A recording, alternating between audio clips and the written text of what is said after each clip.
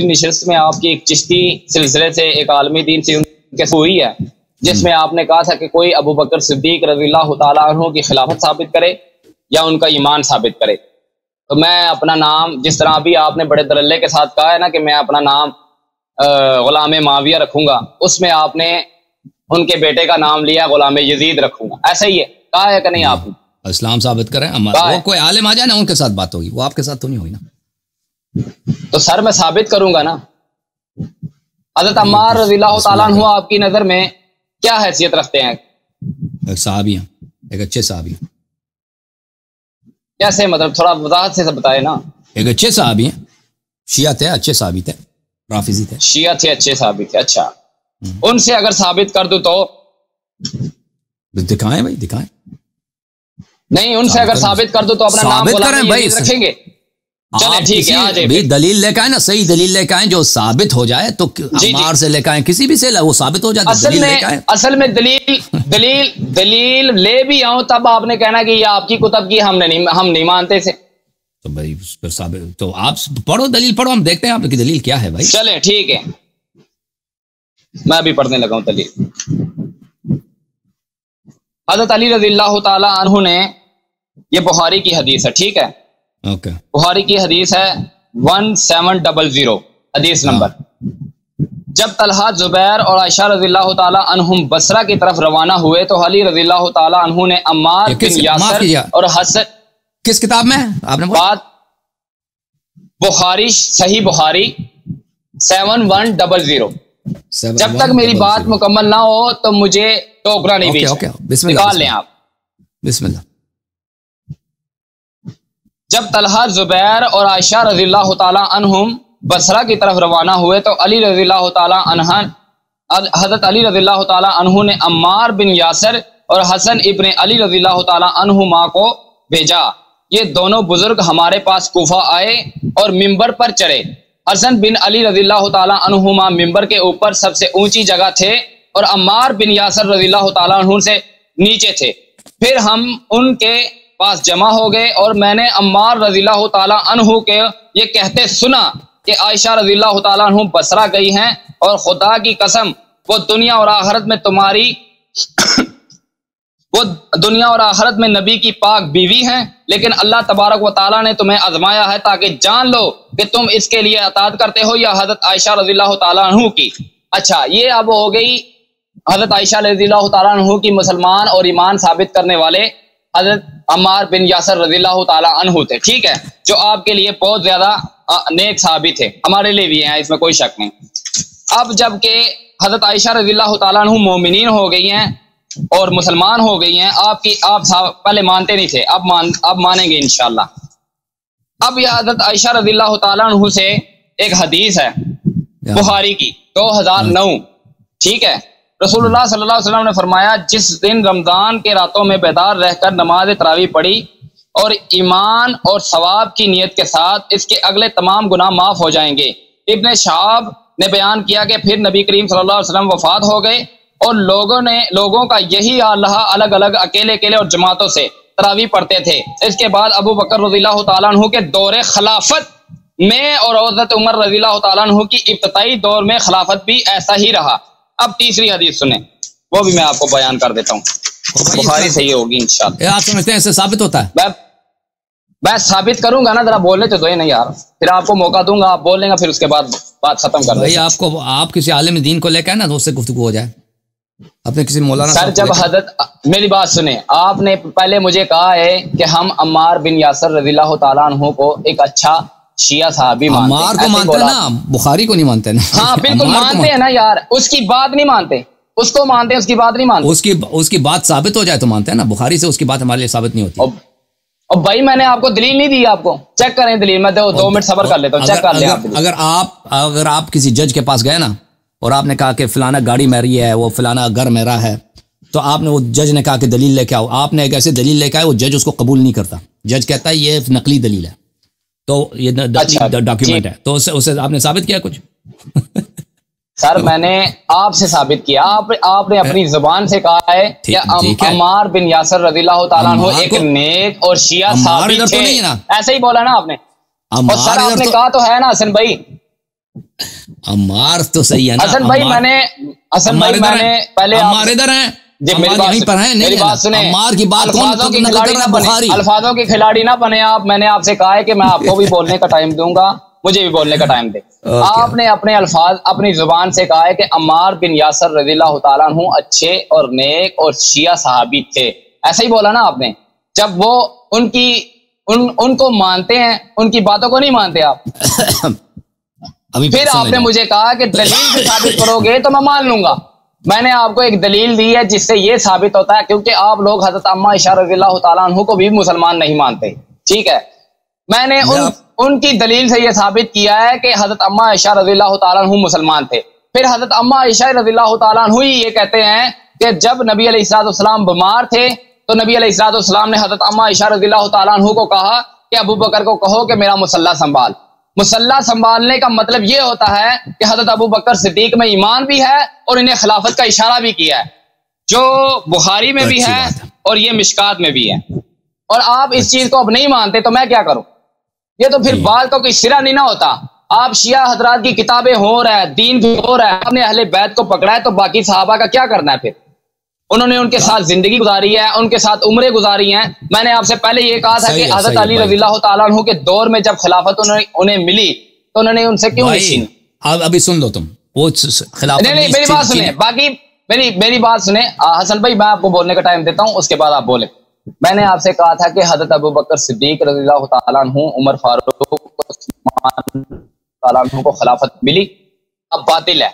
تو جب باطل تھی تو نبی علیہ حضرت علی رضی اللہ تعالیٰ عنہ حضرت عمر فاروق رضی اللہ تعالیٰ عنہ کی عمر میں چیف جسٹس رہے. حضرت ابو بکر صدیق رضی اللہ تعالیٰ عنہ کی حضرت ابو بکر صدیق رضی اللہ تعالیٰ عنہ کی خلافت میں بھی چیف جسٹس رہے. انہوں نے، میرا سوال یہ آپ سے بنتا ہے کہ انہوں نے ان سے یہ خلافت کیوں نہیں چھینی، جبکہ آپ کہہ رہے ہیں کہ خلافت کے حقدار وہ ہیں کیونکہ نبی علیہ الصلوۃ والسلام نے کہہ دیا آقا ہیں، مولا ہیں، سب کچھ ہے. اس حدیث کو ہم مانتے ہیں، لیکن اس کا مطلب آپ غلط نکالتے ہیں. آپ سے بس یہ میں پوچھنا چاہتا ہوں کہ آپ دو لفظ بولیں، دو الفاظ.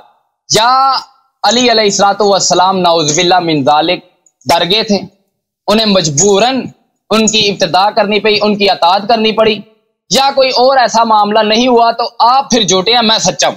جی بولیں. آپ تقریر نہیں کرنی، مختصر سی بات کرنی آپ. جی آپ میرے بھائی مجھے بتائیں کہ پیغمبر صلی اللہ علیہ وسلم افضل تھے یا علی علیہ السلام افضل تھے؟ نبی علیہ الصلوۃ والسلام. تو نبی کریم صلی اللہ علیہ وسلم جب مکے میں ہیں، ٹھیک ہے نا، مکے میں ہیں، وہاں پہ بتوں کی پوجا ہو رہی ہے.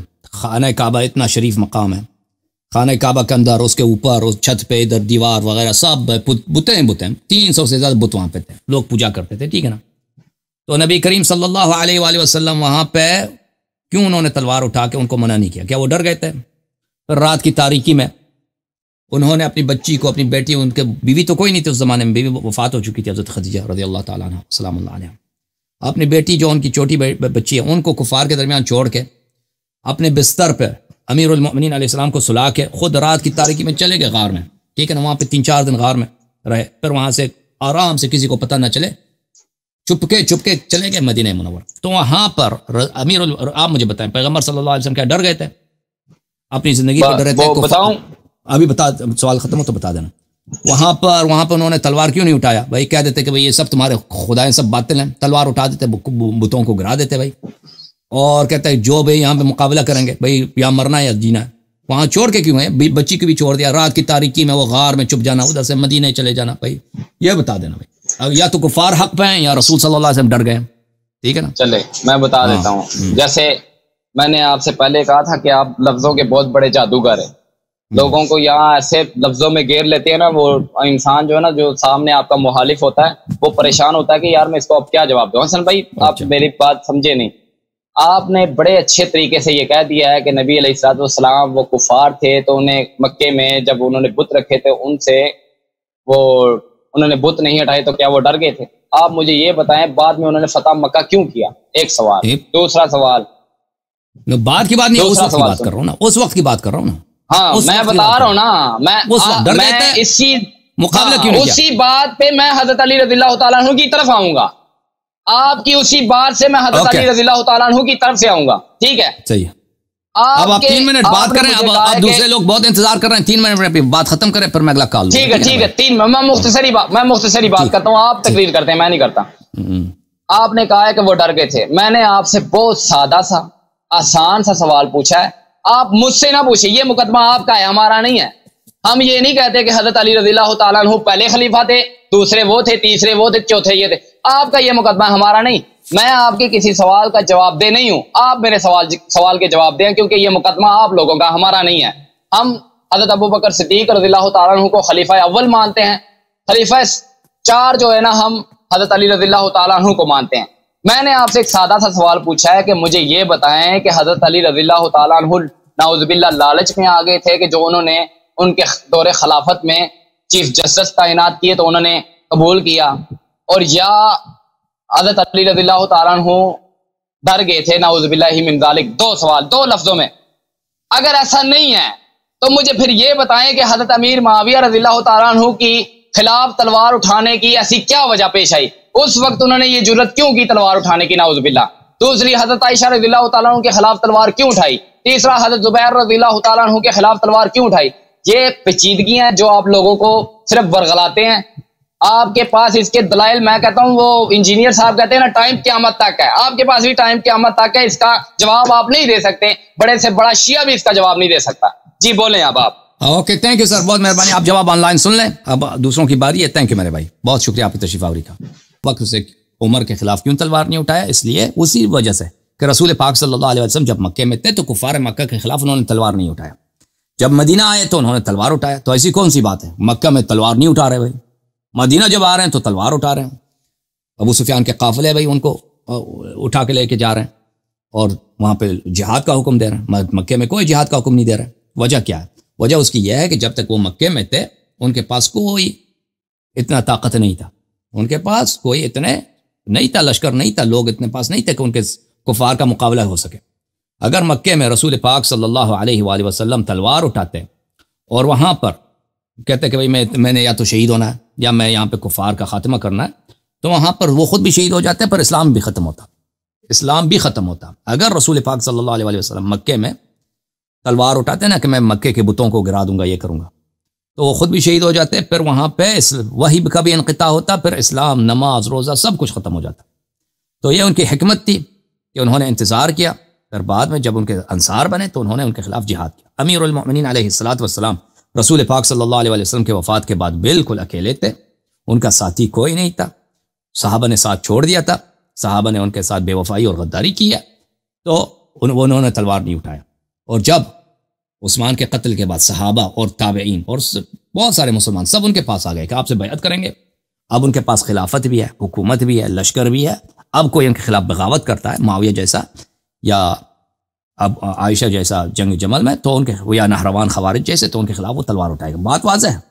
جب ایک انسان کے پاس لا یکلف اللہ نفسا الا وسعها, اگر آپ کے پاس کسی بات کی طاقت نہیں ہے تو آپ جو ہے نا, وہ اللہ آپ سے وہ نہیں چاہتا. مثلا میرے پاس طاقت نہیں ہے کہ میں انڈیا سے جہاد کروں, ٹھیک ہے نا, میرے پاس طاقت نہیں, اب میں کو اس کا فائدہ بھی نہیں ہے, میں مر جاؤں گا, اس کا انڈیا کو کوئی اثر ہی نہیں پڑے گا. اب آپ جا کے نا وہاں پہ جہاد کرو انڈیا کے ساتھ, اس طرح نہیں ہے.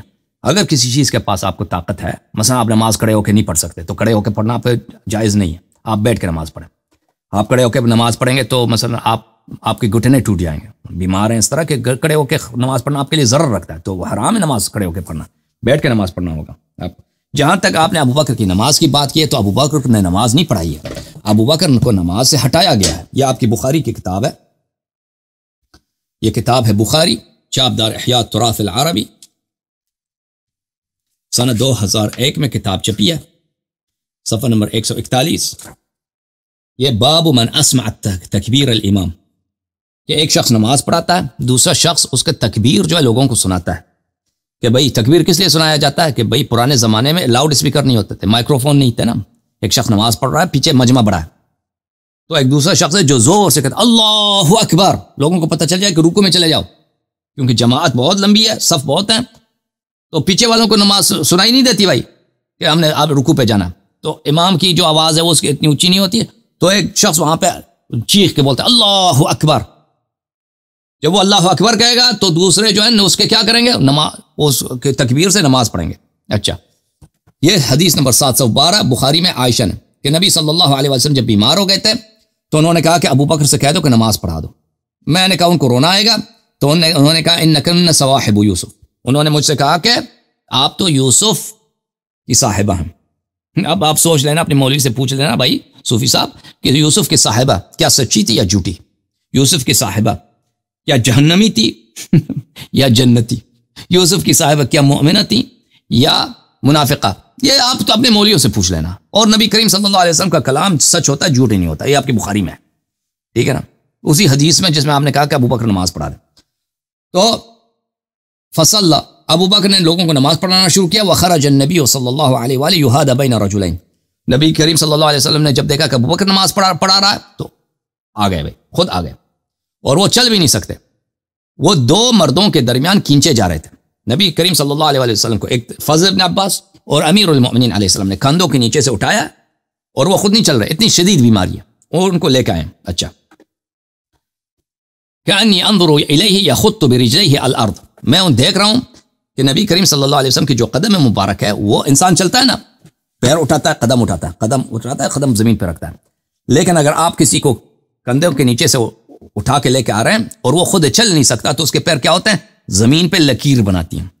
اس کے پیر زمین پہ خط بناتی ہیں، لکیر بناتی ہیں، ٹھیک ہے نا، کیونکہ آپ اس کو کھینچ کے لا رہے ہیں. اٹھا کے اس کے پیر زمین سے ٹچ ہوتے ہیں تو زمین پہ لکیر بن جاتی ہیں.